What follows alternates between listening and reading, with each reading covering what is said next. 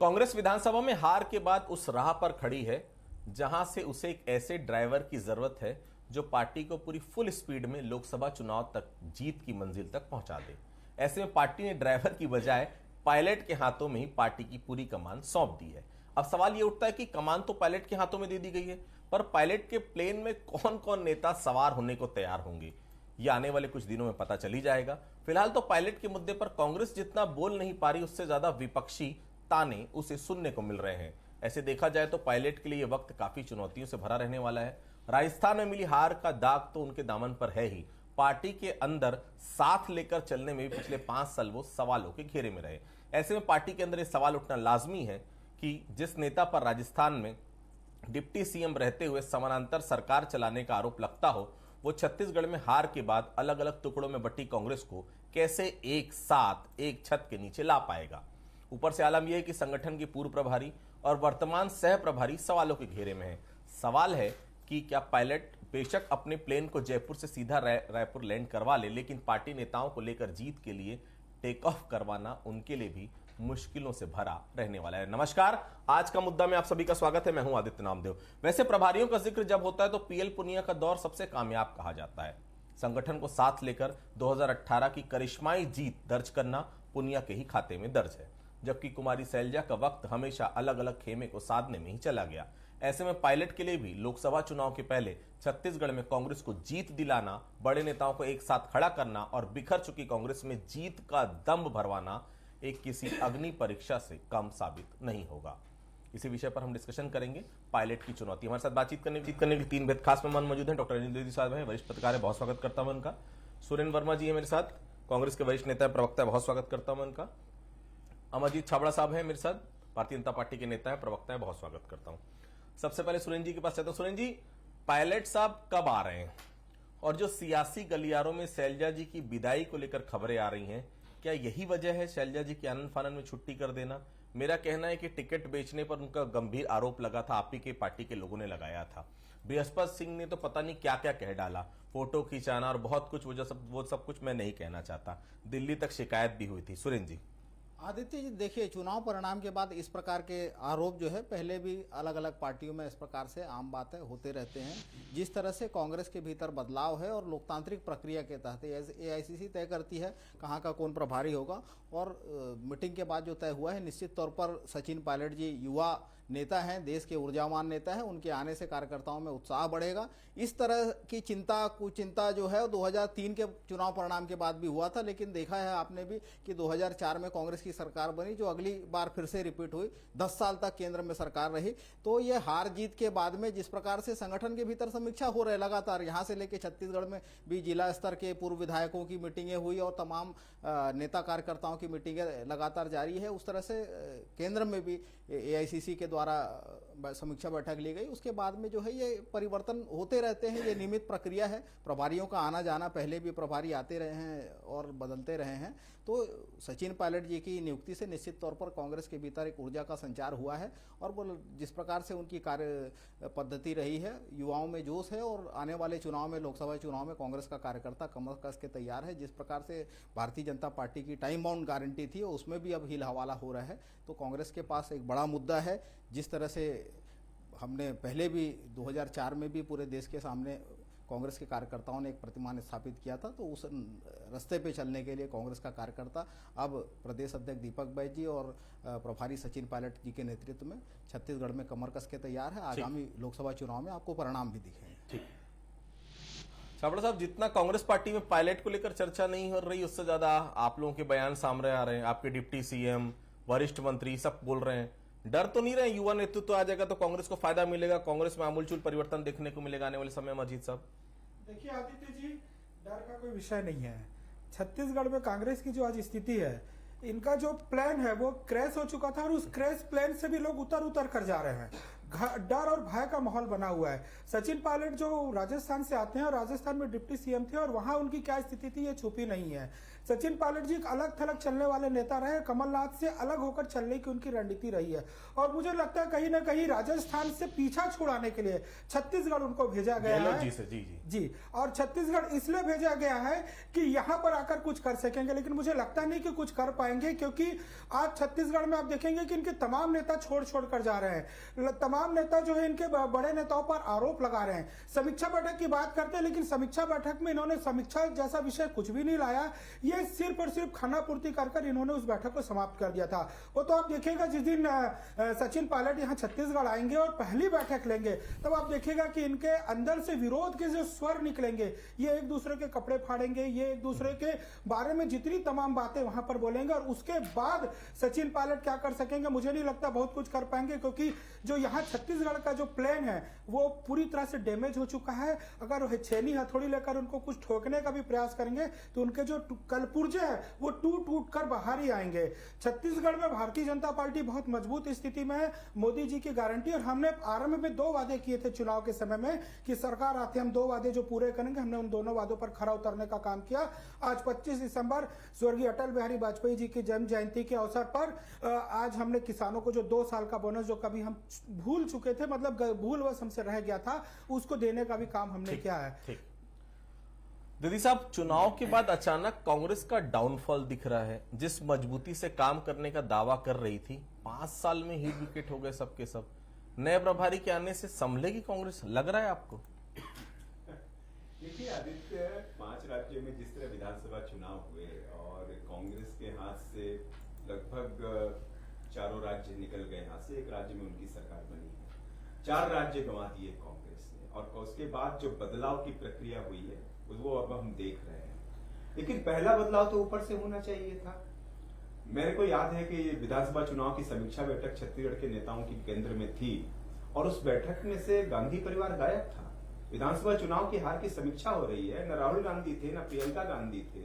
अगर आप जीत का सेहरा अपने हाथों में लेना चाहते हैं तो हार का भी उतना ही मार्गदर्शन करना चाहिए। मैं ये नहीं कहता कि पूरा डेबिट जो है वो राहुल गांधी खाते में जाना चाहिए चुनाव हारने का, लेकिन एक लीडरशिप आपके हाथ में है ना, तो पहले वहां से आपको डायरेक्शन देना था, कार्यकर्ताओं और नेताओं को अच्छे से समझाना था। लेकिन मुझे बड़ा आश्चर्य हुआ कि उस समीक्षा बैठक से गांधी परिवार गायब था। खैर, अब कांग्रेस ने बदलाव की प्रक्रिया शुरू की है, अच्छी बात है, बहुत जल्दी बदलाव उन्होंने कर दिया। शैलजा को छत्तीसगढ़ से खो कर दिया उन्होंने, पायलट को छत्तीसगढ़ में वापसी करा दी। लेकिन ये वो सचिन पायलट हैं जिन्होंने राजस्थान में पार्टी की लुटिया डुबाई, वहां पर पार्टी जीत नहीं सकी। राजस्थान गहलोत और पायलट मिलकर के सरकार लाने की जिम्मेदारी थी ना, तो पायलट को ये इनाम दिया गया है कि उनके साथ डेबिट हुआ है, ये बड़ी सोचने वाली बात है। खैर, अब जब पायलट छत्तीसगढ़ में आ रहे हैं और जिस तरह शैलजा की विदाई हुई, आपने बहुत सारे सवाल उठाए, उन पे टिकट बेचने के आरोप लगे, उन पे और भी तमाम तरह के आरोप लगे, उन पे हार का भी ठिकरा उनके ऊपर फोड़ा गया। हालांकि देखिए, शुरुआती दौर में शैलजा ने संगठन को अच्छे से संभाला। जिस तरह वो बेसिकली केंद्र कांग्रेस आलाकमान की प्रतिनिधि हैं, बेसिकली देखा जाए तो छत्तीसगढ़ में भी चुनाव हारने के बाद उनको हटाया गया, लेकिन उत्तराखंड की कमान सौंप दी गई। आपको याद होगा कि कांग्रेस का राष्ट्रीय अधिवेशन था आदित्य, और शैलजा जो है वो सोनिया गांधी के चरणों के नीचे बैठी थी। वो याद होगा वो दृश्य आपको। यानी वो गांधी परिवार की बहुत खास है, और इसलिए कांग्रेस आलाकमान के अप्रत्यक्ष निर्देश पर काम करती हैं। छत्तीसगढ़ में बड़ा आश्चर्य हुआ था कि जब डिप्टी सीएम ला दिया गया, जब एक मंत्री को हटा करके उसको योजना आयोग का अध्यक्ष बना दिया गया, और इसके बाद प्रदेश कांग्रेस अध्यक्ष हटाए गए, उनको मंत्री बना दिया गया। आपको नहीं लगता ये तीनों फैसले सीएम भूपेश बघेल के नेचर के खिलाफ थे? लेकिन शैलजा ने उन्हें करके दिखाया, क्योंकि कांग्रेस आलाकमान का कहीं न कहीं उनके ऊपर प्रश्रय था। तो इस तरह के डिफेंसिव अटैकिंग निर्णय भी शैलजा ने किए, लेकिन अफसोस वो चुनाव नहीं जिता पाई। मैंने एक आर्टिकल पढ़ा था कि शैलजा जीत गई लेकिन पार्टी हार गई। तो भूपेश बघेल उस समय अकेले अलग थलग पड़ गए, और कहीं न कहीं पार्टी जो है चुनाव हारी है। अब जब शैलजा की जगह पायलट लाए गए हैं, मुझे लगता है 6 महीने तो पायलट को समझने को लगेगा पार्टी को। फिर ये जरूर है कि युवा चेहरा है कांग्रेस, देश में उनको एक फॉलोइंग है उनके साथ। छत्तीसगढ़ में भी कांग्रेस के युवा नेताओं के फोटो देखे जा सकते हैं राजेश पायलट के साथ। लेकिन पायलट कितनी सूझबूझ के साथ पार्टी को पकड़ेंगे, कितना आगे बढ़ाएंगे, क्या वो नए नेतृत्व को सामने ला पाएंगे? जाते जाते शैलजा आखिर नेता प्रतिपक्ष की नियुक्ति करके चली गई, चरणदास महंत नेता प्रतिपक्ष हो गए। जबकि उम्मीद थी कि नया चेहरा कोई सामने आएगा, लेकिन वो वैसा करने में कामयाब नहीं हुए। अब देखते हैं कि पायलट इसमें कितना सफल होता है। सुरेंद्र जी, एक बात तो आप चाहे माने या ना माने, लेकिन पार्टी का अगर नेतृत्व करता विजेता रहता है तो अपना सेनापति और सेना को तैयार कर ही लेता है। लेकिन मेरा नेतृत्वकर्ता से प्रश्न है कि वो खुद तो चुनाव हार गए। मैं बात दीपक बैज साहब की कर रहा हूं। किस मुंह से जाएंगे जनता के पास? कार्यकर्ताओं में कैसे जोश भरेंगे? वो तो यही बोलेगा ना, खुद हार गए और हमें आके ज्ञान दे रहे हैं। क्या फर्क पड़ जाएगा पायलट के आने से? क्योंकि प्रदेश अध्यक्ष खुद ही चुनाव अपना हार चुके हैं विधानसभा का। सुरेंद्र जी, आदित्य जी, संगठन और सत्ता में काम करने में भेद होता है। जिस प्रकार से संगठन में उस संगठन की कमान उनके हाथ में चुनाव से 3 महीना पहले सौंपी गई थी। निश्चित तौर पर ऊर्जावान कार्यकर्ता हैं, ऊर्जावान नेता हैं। दीपक बैज के नियुक्ति के बाद से युवाओं में जोश आया था। देखिए, एक चुनाव परिणाम से आप किसी संगठन क्षमता पर आप सवाल नहीं उठा सकते। जैसा कि आप देखिए, भारतीय जनता पार्टी यहाँ से 2003 से 18 तक सत्ता में रही। सौदान सिंह जी प्रभारी हुआ करते थे। जैसे 2018 में इनकी सरकार गई, डी पुरंदेश्वरी जी आ गए, नितिन नवीन जी आ गए, शिव प्रकाश जी आ गए, अजम जामवाल जी आ गए, ओम माथुर जी आ गए। तो ये परिवर्तन को आप असफलता से नहीं जोड़ सकते। और निश्चित तौर पर कांग्रेस में देखिए, कांग्रेस में तो लोकतंत्र है। और आप देखिए, भारतीय जनता पार्टी में टिकट वितरण से लेके मंत्री परिषद के गठन तक कोई किसी भी प्रक्रिया में ना छत्तीसगढ़ के किसी नेता का इन्वॉल्वमेंट रहा, ना कार्यकर्ताओं का। जो अपनी पार्टी के भीतर लोकतंत्र को कुचलने का काम जो है नए दौर में मोदी शाह की टीम कर रही है। जब ये हारते हैं तो नड्डा का चेहरा सामने आ जाता है, वरना आपने भी देखा है कि वीडियो फुटेज में नड्डा जी को स्टेज से मंच से धकियाते हुए। तो भारतीय जनता पार्टी जिस दौर में है वो पूरी तरह से अधिनायकवाद है। देखिए, ये मोदी जी की गारंटी की बात करते हैं। गारंटी तो 2013 में भी दिए थे 2100 समर्थन मूल्य का। उसका जो दिए 2100 में कितना मिला था? 1360 रुपया प्रति क्विंटल के हिसाब से भुगतान हुआ था। बाकी का जो 740 रुपये किसानों का जो लंबित है वो कब देंगे? देखिए, ये जो 2 साल के बोनस का ये दावा कर रहे हैं, 3800 करोड़ रुपए क्या होता है? 6500 करोड़ से ज्यादा हम एक साल में देते थे। 2 साल का जो है 13000 करोड़ से ज्यादा का भुगतान यहाँ के किसानों को होता था। ये तो 25% भी नहीं है। तो 75% किसानों के जेब में डकैती डाल के ये किस मुंह से आरोप लगाते हैं? जिस प्रकार से देखिए, समीक्षा भाजपा में भी हुई थी। 2018 का वाकया आपको याद होगा। एक लाइन में वहां से निकल के सामने आया तत्कालीन प्रदेश अध्यक्ष भाजपा के, कार्यकर्ताओं पर ठिकरा फोड़े कि हमारे कार्यकर्ताओं ने काम नहीं किया इसलिए हम हार गए। ऐसा कांग्रेस में संभव नहीं है। कांग्रेस में अलग अलग स्तर से पे हो रहा है, अलग अलग कारण भी आएंगे और उस हिसाब से बदलाव भी होंगे। रमन सिंह जी देश के इकलौते नेता है जिन्होंने मुख्यमंत्री रहते अपने कार्यकर्ताओं पर कमीशनखोरी का आरोप लगाया था। रायगढ़ की कार्य समिति की बैठक भी आपने सुना होगा। तो ये भाजपा और कांग्रेस का मूल अंतर है। भाजपा में जो उपलब्धि होती है इनके नेता क्रेडिट लेते हैं, और जो असफलता होती है उसका ठीकरा कार्यकर्ताओं पर फोड़ा जाता है। कहा था सार्वजनिक तौर पे 1 साल कमीशन खोरी छोड़ दो, 30 साल सरकार नहीं जाएगी। लेकिन कांग्रेस के भीतर समीक्षा भी होती है, बदलाव भी होते हैं, और सबकी सहभागिता, सबके सुझाव, सबके सलाह से होता है। यही लोकतंत्र की खूबसूरती है। ठीक। छाबड़ा साहब, पिछली बार भी मोदी की लहर थी, फिर भी कोरबा और बस्तर आप लोग हार गए थे, याद करिएगा। इस बार आपकी सरकार है, लेकिन सरकार में वो स्पार्क नजर नहीं आ रहा कि लोगों को लगे कि मैंने विधानसभा में जीत दिलाई है, बड़ा इंपैक्ट लोकसभा में दिखेगा क्या? या केवल मोदी के सहारे इस बार भी लोकसभा फतह करने की तैयारी है आप लोग की?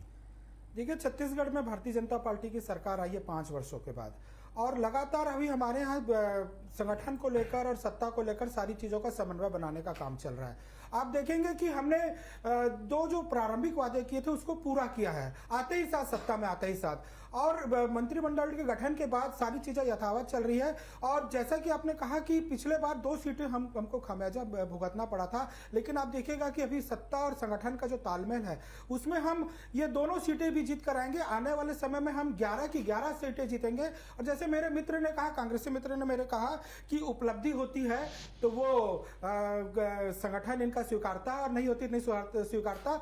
और मेरे वरिष्ठ पत्रकार अनिल द्विवेदी जी ने भी एक विषय को जैसे कहा कि गांधी परिवार जो समीक्षा बैठक हो रही थी उससे गायब है।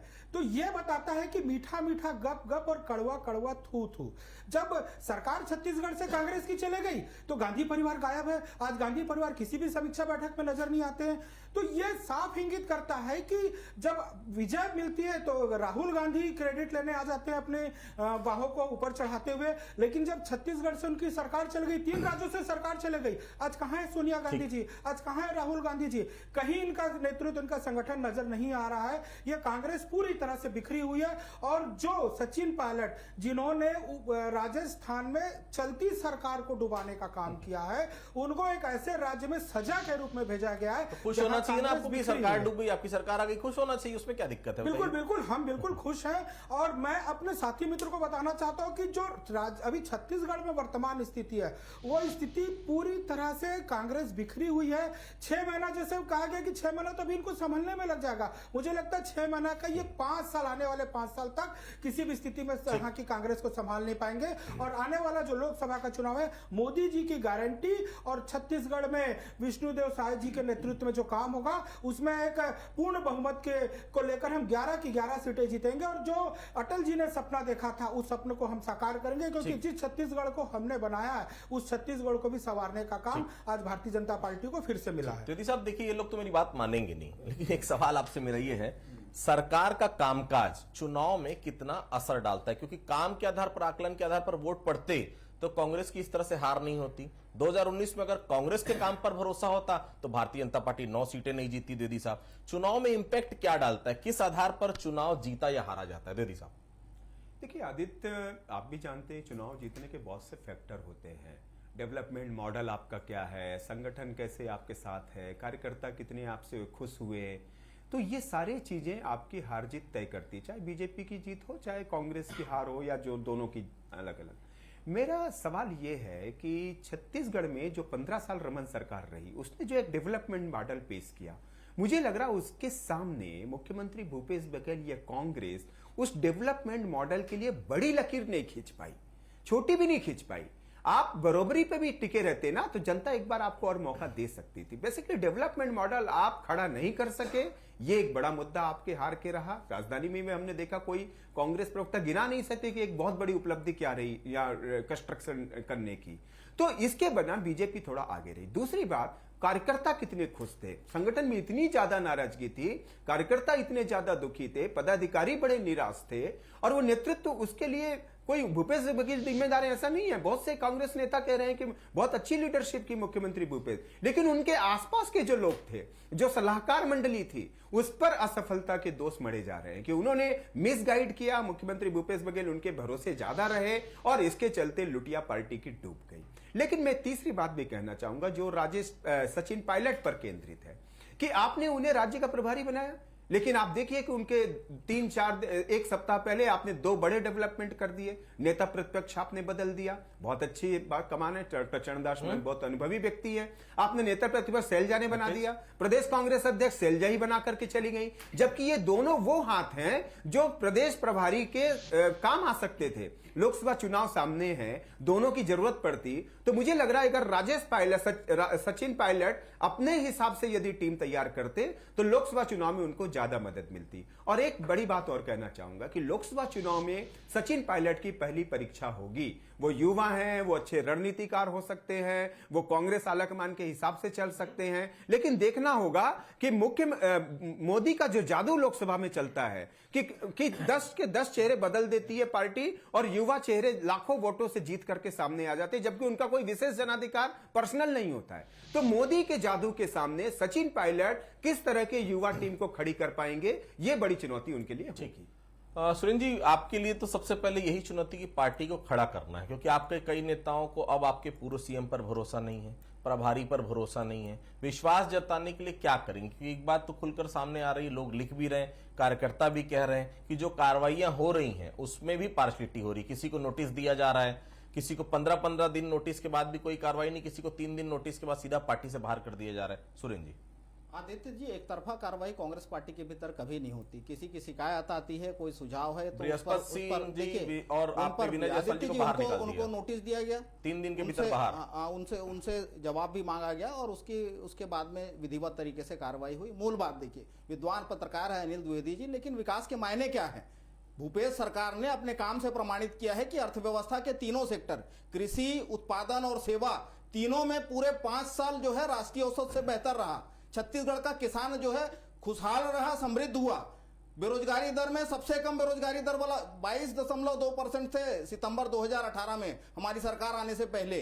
लेकिन सबसे कम बेरोजगारी दर का जो आंकड़ा है वो भूपेश सरकार के दौरान रहा है। जिस प्रकार से देखिए लोकसभा चुनाव जो है राष्ट्रीय मुद्दों पर होते हैं, और कांग्रेस की आपने बात कही, कांग्रेस में बता दूं फिर से 2018 में जब हमने 68 सीट जीता था तब 43% वोट बेस था, जो वर्तमान में भी लगभग वही है। तो यह कहना कि कांग्रेस यहां पर कमजोर है, मैं समझता हूं उचित नहीं होगा। लोकसभा के जो चुनाव होते हैं आदित्य जी, आप विद्वान पत्रकार हैं, महंगाई को लेके जो दावे किए गए थे 100 दिन में महंगाई कम करने का, हर साल 2 करोड़ रोजगार का वादा था, जिस तरह से देश के भीतर असमानता बढ़ रही है, जिस तरह से भुखमरी बढ़ रही है, जिस तरह से देखिए बेचने और बचाने का भूपेश बघेल जी ने कहा जो परसा को जो नगर परमिशन किसने दिया था उसकी, और जिस तरह से जब डबल इंजन की सरकार थी 16-17 में नागराज पर्वत बेचे, तो आज ये एजेंट की भूमिका। छाबड़ा साहब, आपकी नजर में सरकार ठीक तरीके से काम कर रही है क्या, फिर अभी वही भरोसा है 11 की 11 सीटें हुई मोदी मैजिक के भरोसे जीतेंगे, हमको करने की क्या जरूरत है? जी छोटा सा जवाब। जी बिल्कुल, 11 की 11 सीटें जीतकर हम आएंगे। और जैसे मेरे साथी मित्र सुरेंद्र जी विकास के कुछ आंकड़े पेश कर रहे थे, आज छत्तीसगढ़ में एक भी पत्थर, एक भी कोई डेवलपमेंट का काम यदि बता दे तो मैं मान जाऊंगा। इन्होंने सिवाय प्रदेश में छलने और लूटने के सिवा कोई काम नहीं किया। आज हमारी डबल इंजन की सरकार है, देश में नरेंद्र मोदी जी की सरकार है, छत्तीसगढ़ में विष्णुदेव जी की सरकार है। ये डबल इंजन की सरकार बिल्कुल हो गया। 11 की 11 सीटें जीत कर लाएंगे। साहब, संगठन के रूप में आपको लगता है पायलट यहाँ पर कोई करिश्माई नेतृत्व कर पाएंगे, करिश्मा दिखा पाएंगे? दूसरा सवाल, भाजपा के संगठन को लेकर एक सामान्य जाति के शख्स के हाथों में पार्टी की कमान सौंप क्या संदेश देने की कोशिश है? रमन सिंह के बाद जनरल कैटेगरी से प्रदेश अध्यक्ष बनाने की परिपाटी खत्म हो चुकी थी। जी देखिए, हर पार्टी को अपना फैसला है कि छोटा सा जवाब। जी वो वर्गवाद और क्षेत्रवाद के आधार पर अपना प्रदेश अध्यक्ष चुने। इस बार उन्होंने बस्तर से दिया है। बीजेपी बहुत स्ट्रेटजी के साथ आगे बढ़ती है, उनका संगठन भी उतना ही मजबूत है। मैं एक बात और कहना चाहूंगा कि कांग्रेस के जो प्रवक्ता है हमारे मित्र है, मैं उनको एक अच्छी सलाह दूंगा जो पार्टी लागू कर सकती है। पिछले कुछ सालों से पार्टी का वोट बैंक बहुत पिछड़ा है। मुस्लिम समाज का वोट बैंक है या सतनामी समाज का वोट बैंक है, जल्दी थोड़ा वोट बैंक दर का है ना, कांग्रेस को उसे मजबूत करना चाहिए ताकि लोकसभा चुनाव में उससे अच्छी सफलता। तो देखिए, पायलट की राह आसान नहीं है, कब आएंगे छत्तीसगढ़ हमारी नजर रहेगी, लेकिन आने वाला लोकसभा चुनाव बहुत बड़ा चैलेंज है। अलग अलग गुटों में बटी कांग्रेस को एकजुटता के साथ आगे बढ़ाना, और सबसे बड़ी बात है हार के बाद जिस तरह से हर कार्यकर्ता का गुस्सा फूट रहा है, एक साथ लेकर चलना बड़ी चुनौती होगी। आप सभी हमारे से जुड़े, आप सभी लोगों को बहुत बहुत धन्यवाद। आज के मुद्दे फैला इतना ही, बाकी खबरों के लिए आप बने रहिए बंसल न्यूज के साथ। नमस्कार।